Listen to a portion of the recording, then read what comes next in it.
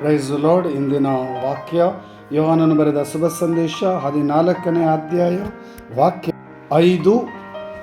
ಮಾರ್ಗವು ಸತ್ಯವೂ ಜೀವವೂ ನಾನೇ, ನನ್ನ ಮುಖಾಂತರ ಬಾರದ ಹೊರತು ಯಾರೂ ಪಿತನ ಬಳಿಗೆ ಬರಲಾರರು ಎಂದರು. Praise lord.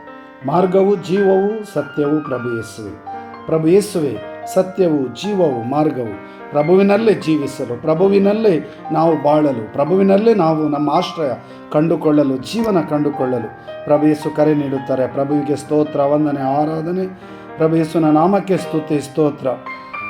ಎರಡು ಕರೆಗಳನ್ನು ಹೃದಯದ ಮೇಲೆ ಇಟ್ಟುಕೊಳ್ಳಿರಿ. ಯೇಸು ನಾಮ ಸ್ಮರಿಸೋಣ. Hallelujah, hallelujah. ಪ್ರಭು ಯೇಸುವೆ, ನೀವೇ ಜೀವವು ಸತ್ಯವು ಮಾರ್ಗವು.